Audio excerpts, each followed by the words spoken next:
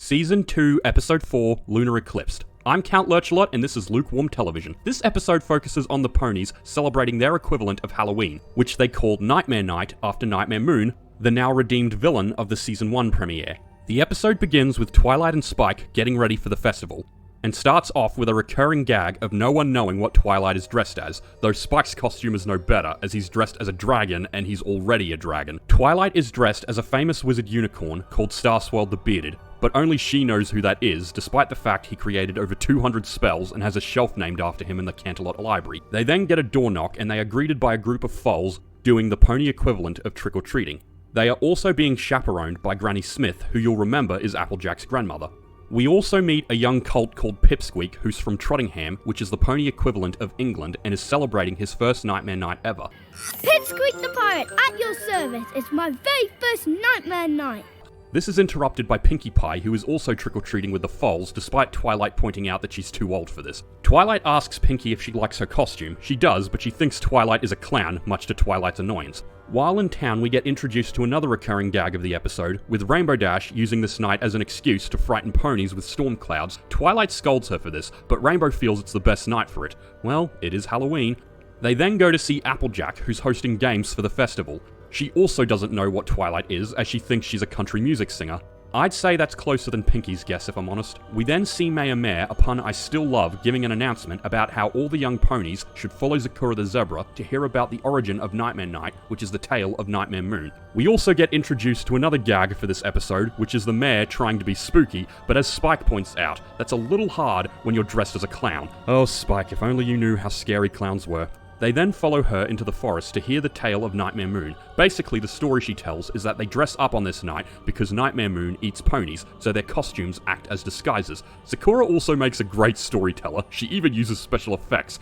Just as Zakura finishes the story, they see a gothic-looking carriage descend from the sky, and they all run in terror, thinking Nightmare Moon has arrived. This might seem a bit silly considering Nightmare Moon was reformed last season, but just bear with me, you'll see why they do this. Back in Ponyville, the passenger descends from the carriage, all the ponies bow down in terror thinking it's Nightmare Moon, and while they are correct, Twilight knows it is actually Princess Luna, who has since reformed and given up the identity of Nightmare Moon. She has also gotten a major design change since her first appearance. Princess Luna greets the ponies as she wants to join in on their celebration, but unfortunately she has a very loud and aggressive way of speaking, which causes the ponies to become more frightened. Offended, she soon leaves. Seeing that Princess Luna is having trouble adjusting after being gone for 1,000 years, Twilight decides to go talk to her. Their meeting starts off well, as Princess Luna actually recognizes her costume and even praises it. She also remembers Twilight as the one who used the elements of harmony to take away her dark powers. First, Twilight thinks Luna is mad at her because she appears to be yelling at her. In truth, Luna could not be happier, and she is just speaking the way Canterlot royalty traditionally speaks, by referring to themselves as we and using a lot of volume. Twilight points out that if Luna changes her approach by lowering the volume, she might be met with a warmer reception. But as Luna has been locked up for 1,000 years, she doesn't know if she can, which feels odd to me because her first appearance showed she was able to speak the same as any other pony. I'm so sorry. I missed you so much, big sister. Twilight decides to take Luna to see Fluttershy, feeling that she can learn how to speak more softly from Fluttershy's delicate and sweet voice.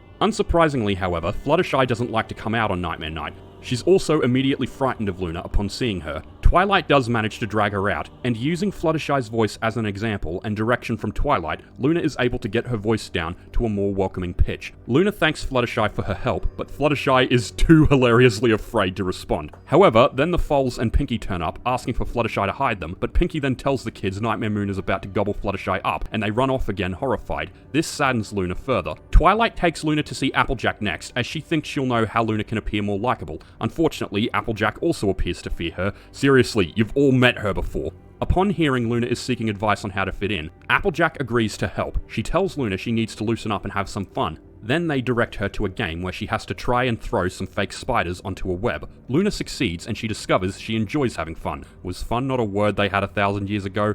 Wanting to have more fun, they go on to the next game, which involves launching pumpkins at a target, after which she starts getting applause from the crowd. She even asks for the residents of Ponyville to simply call her Luna, as opposed to Princess, generating more acceptance. They're about to bob for apples, but before they can do so, Luna sees Pip about to fall in, and being a good princess, Luna goes to help him without a second thought. Unfortunately, then Pinkie and the other foals appear, accuse Luna of trying to eat him, then they run away screaming again. This also leads to my favourite line in the episode, as Pip runs away, saying his backside has been gobbled.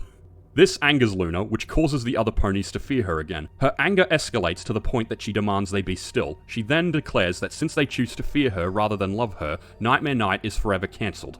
This upsets the residents of Ponyville, but if you ask me, it's kind of deserved as they continue to insult one of the 2 rulers of Equestria. Twilight, however, isn't ready to give up just yet, and decides to make one more attempt to change Luna's mind. She comedically baits Pinkie Pie into an alleyway with Candy, and demands no screaming, shrieking, or squealing from Pinkie. Pinkie promises, and Twilight personally introduces her to Luna. The meeting starts off well, but then Rainbow Dash decides to ruin the mood by frightening Pinkie with a storm cloud, much to Twilight's annoyance.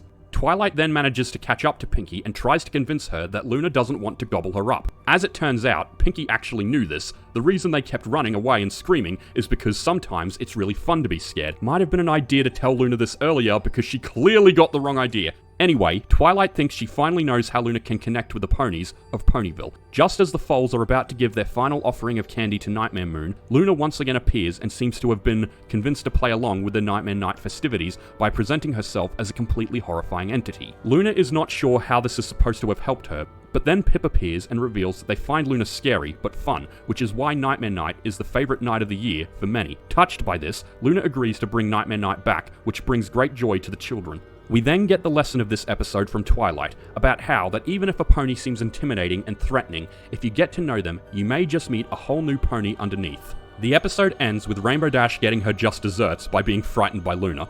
While this was a fun and funny episode, which I really enjoy, I felt a lot of the drama could have been avoided if they had just had better communication with Luna. If they told her earlier that they enjoy the scares brought about by Nightmare Night, she might not have gotten so angry at them.